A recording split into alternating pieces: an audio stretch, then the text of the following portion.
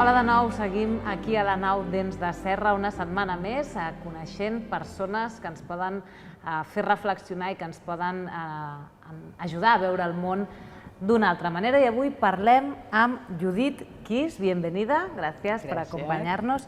Ella és economista i és investigadora independent, ha treballat per les Nacions Unides, per l'Institut Mundial d'Investigació pel Desenvolupament Econòmic, per l'Organització Internacional del Treball, ha viscut a molts llocs del món i ha passat un dia sencer aquí a Roca Umbert explicant diverses cosas. Lo primero que me gustaría preguntarte, Judith, es que nos expliques qué es la bugadería, lo digo en catalán, que es la lavandería, que en francés es la lessive. La lessive, ¿qué es? La lessive es un libro, son 15 historias de 15 mujeres y un hombre, historias de vida de personas que viven en Ginebra o pasaban por Ginebra, pero no nacieron allá, que son migrantes de un tipo. Y son personas que pasaron por cosas muy difíciles, que en su vida personal la gran historia se intervino de forma brutal, que les cambió la vida, en la mayoría de las historias. Y entonces llegaron a Ginebra construyendo una nueva vida con esta herencia. ¿Por qué te decides a escribir este libro? ¿Por qué lo haces? No lo decidí. Fue un impulso, en realidad, porque yo normalmente, en mi estado normal, estaba trabajando como investigadora, economista, con problemas teóricos, políticos, muy importantes, teóricos, y muy a nivel global, general. Y de repente encontré estas personas y su historia. Y una de estas historias me tocó tanto que no me dejaba tranquila, y un día puse aparte mi manuscrito, estaba trabajando en un libro, y dije, bueno, tengo que escribir esta historia porque está trabajando. Y lo escribí y lo puse aparte, y así se acumularon las historias. ¿Y qué dice qué historia es que te impactó tanto? Es la historia de una mujer que nació en Argelia, de origen francés, pero estos colonos franceses que estaban allí generaciones, y entonces ella es de Argelia, se identifica con eso, hasta el día cuando comienza la guerra de independencia. Y de repente, ella no es de allí. El mundo dice, tú eres una francesa sucia, tienes que irte. Y es una chica de 6, 7 años y no entiende nada.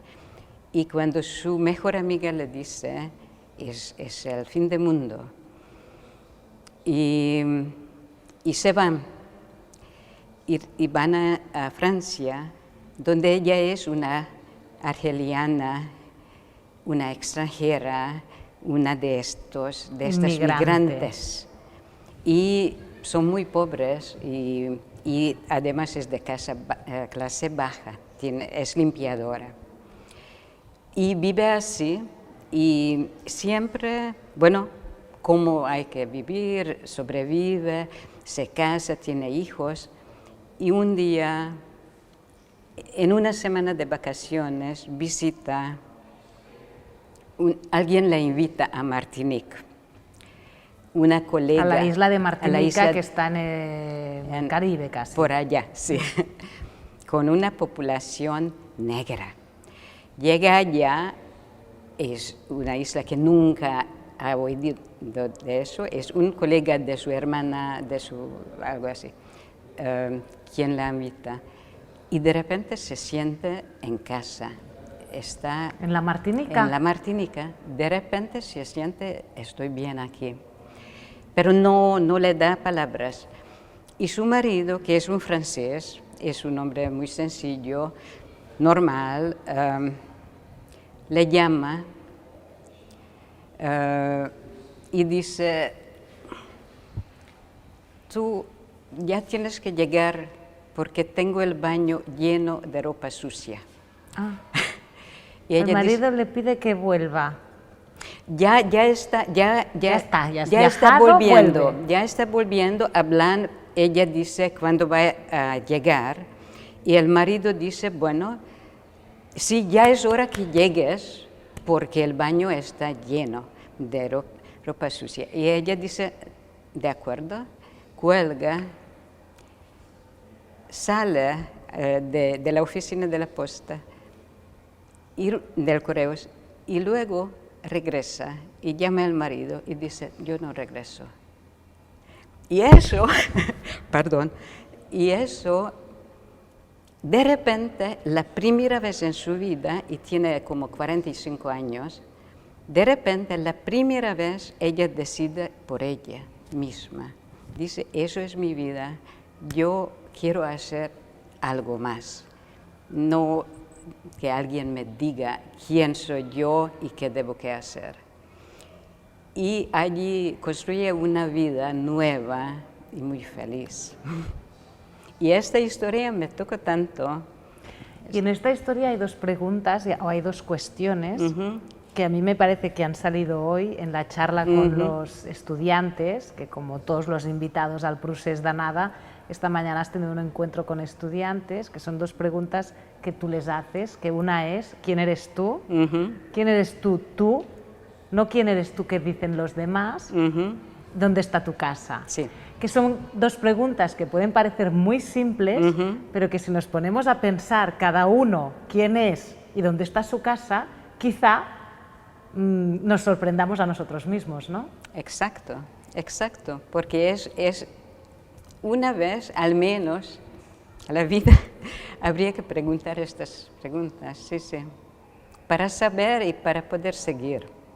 Como esta mujer, es una mujer muy sencilla, pero desde el momento que planteó estas preguntas y encontraba una respuesta que le baba, desde este momento era capaz de construir su vida a ella. Y esta persona hace un viaje solo de ida, un viaje que tenía que ser de ida y vuelta y se convierte en un viaje solo de ida, ¿no? Exacto, exacto. Como los viajes de los que se habla en esta exposición. Sí. Tú, Judith, has vivido en muchas partes del mundo, ¿vale? ¿Tú te consideras una persona migrante? Nunca pensaba en eso hasta el momento cuando empecé a trabajar en este libro, porque conversando con estas personas, de repente me di cuenta que yo conozco muchas experiencias así, que lo que ellas me cuentan, yo lo he vivido de forma muy diferente, porque yo tengo suerte de haber nacido en un país en paz, calmo, todo eso, y así que mis migraciones no eran fuidas o no eran exilios, sino viajes que me abrieron el mundo. Pero mi situación en cada país, que fue Hungría, México, Inglaterra y luego la Suiza, cada vez llegué allá así y tenía que construir algo como extranjera sin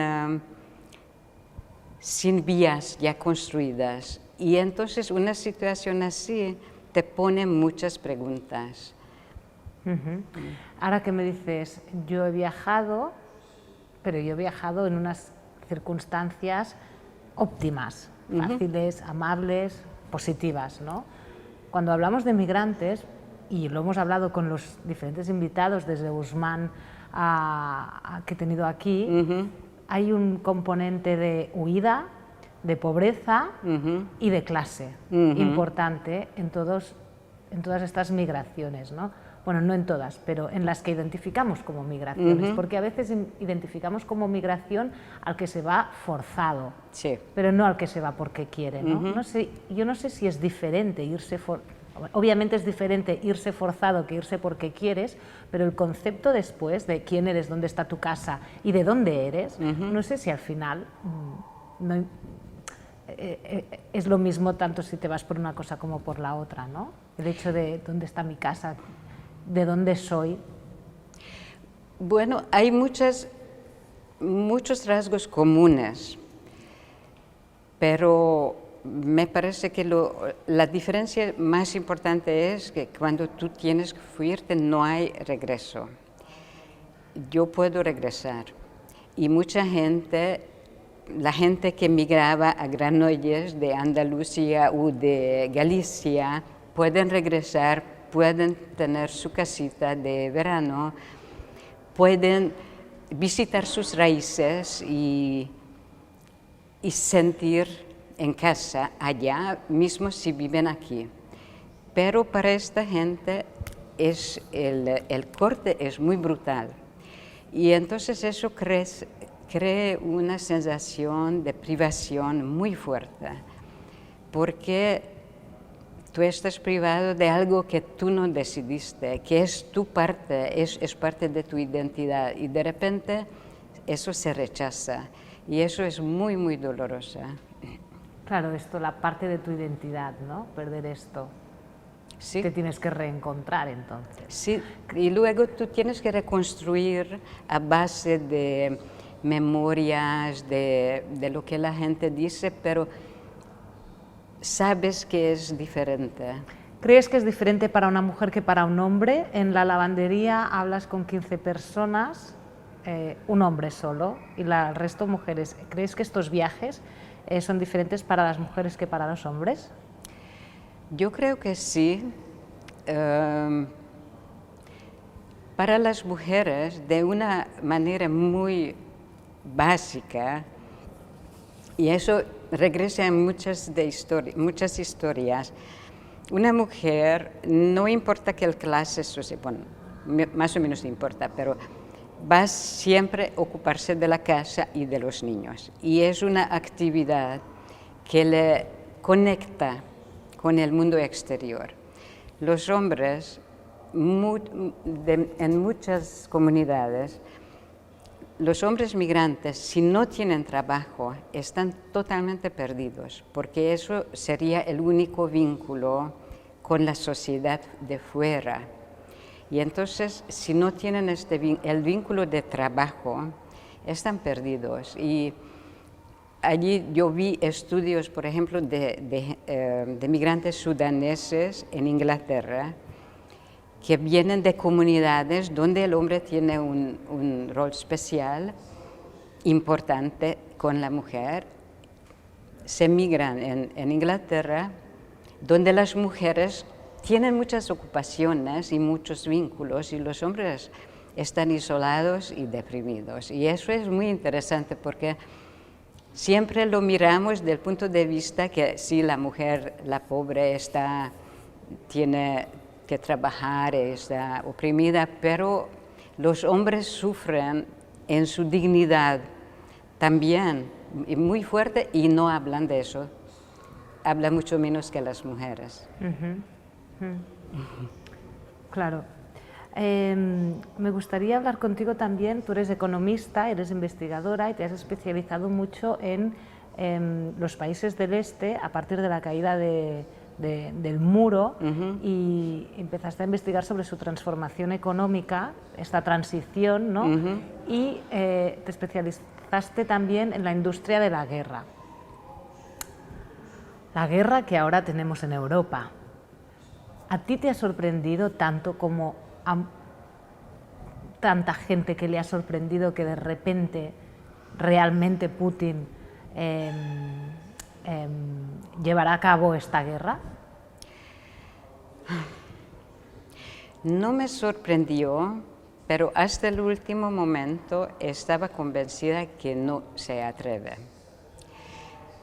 No me sorprendió porque vi el proceso en Rusia después de la desintegración de la Unión Soviética. El rol de la industria de armamento fue redefinido varias veces. Lo que yo no trabajaba sobre Rusia, pero el modelo era el mismo en Europa Central porque era el campo comunista y el modelo económico fue copiado del modelo soviético. En estas economías, la industria de armamentos tenía un lugar central, con recursos muy especiales, con mano de obra especial, condiciones muy especiales, y por eso podía avanzar, podía progresar muy bien. En el momento cuando cae el muro, de repente todo eso está retirado. Y esta industria, que está muy avanzada, de repente pierde su tierra, su legitimacia. Y hubo unos años cuando la industria buscaba alternativas. Y eso es el periodo cuando yo empecé a trabajar sobre eso, porque fue una oportunidad increíble. Y fueron unos años, eso en términos económicos se dice una ventana de oportunidad de unos años, donde hubo alternativas muy impresionantes, cómo utilizar toda esta tecnología, esta sabiduría, esta mano de obra excelente para objetos pacíficos, constructivos, para la agricultura, para el sistema de salud, mucha creatividad, mucha. Y luego la ola cambió y regresaron a producir armas. Y eso fue el proceso en toda Europa Central. Y en Rusia fue mucho más radical, porque en Rusia la industria era mucho más fuerte, con mucho más recursos, y alternativas había muy pocas, porque quedaba un sistema económico muy centralizado y muy jerárquico, donde los empresarios o los directores de fábricas no tenían mucha libertad a decidir por dónde van. Y entonces estaban allí totalmente frustradas. Y después de la Segunda Guerra Chechena, el ejército y los frustrados del lobby de industria de armamentos empezaba a empujar por un renacimiento de la industria de armas y vemos el resultado hoy. Y probaron todo lo que desarrollaban, y eso es muy feo, probaron en Siria. Las nuevas armas era como una gran feria de armas. Les mostramos lo que podemos hacer. Y habéis visto la destrucción que hicieron en Siria. Y ahora hacen lo mismo en Ucrania. Y eso, o sea, se juntan los intereses de la industria armamentística de tener una salida a lo que están produciendo, porque si no hay guerra se quedan sin la industria, y las ansias de Putin de colonizar y recuperar esa grandiosidad de la Unión Soviética, ¿no? Se juntan y crean la tormenta perfecta, ¿no? Para decirlo así. Exacto, totalmente de acuerdo. Estos dos elementos, y el tercero, la manera como el Occidente manejaba todo eso. Porque cuando el muro cayó, hubo también una oportunidad de crear un sistema de seguridad mundial, un equilibrio. Y en lugar de eso, que vimos la guerra de Irak, que fue también una guerra imperialista, colonizador y todo, y vimos lo que pasó en Afganistán y en Libia, vimos... O sea que en el fondo todos los países son culpables. Unos por hacerlo y otros por no evitarlo, ¿no? Sí, eso fue, bueno, en los dos lados estas fuerzas destructivas se hicieron los más poderosos y es un mecanismo muy... Y escúchame, Judith, una cosa, empiezas a trabajar, a investigar económicamente cuando el muro cae, cuando el mundo que estaba dividido en dos decide que ya no quiere estar más dividido y se termina la Guerra Fría. Ahora vemos como Finlandia quiere entrar en la OTAN, parece que Suecia también. ¿Vamos otra vez a un mundo dividido en dos? ¿A una Guerra Fría? No sé, no sé, porque lo que pasa ahora es tan caótico y es tan... sí, es difícil a predecir qué va a pasar. ¿De qué puede depender? ¿De la economía? ¿De cómo se levante Putin? ¿De cómo reaccionen las potencias occidentales? ¿De qué puede depender más? De estas cosas más o menos, y tengo que decir, y también de las armas. Eso es que con todo el trabajo que yo hice contra las armas, tampoco podemos decir que no les vamos a dar armas a los ucranianos, porque entonces van a estar masacrados, como lo vimos en Bosnia. Pero el otro día hablaba con Nadia Gulam, después también con Jan. Gente pacifista dicen, no hay que dar armas, porque las armas no contribuyen a la paz. Es un tema muy complicado, ¿no? Sí, es muy complicado, y yo siempre decía la misma cosa hasta la Yugoslavia, porque en la Yugoslavia se veía lo que pasa, 3 años de genocidio, visto por todo el mundo. Y entonces yo creo que eso no quieren repetir eso, y además luego construyeron una paz que no sirve a nada, que están... De repente estamos también con el peligro que allí también está ya algo.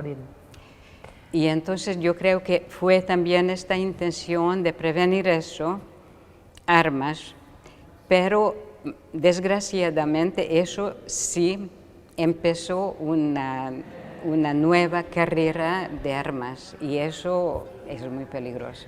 Sí. Judith Kiss, muchas gracias por hablar con nosotros, por estar en Granollers y por reflexionar sobre estos temes. Gràcies i hasta la pròxima. Gràcies, muchas gràcies.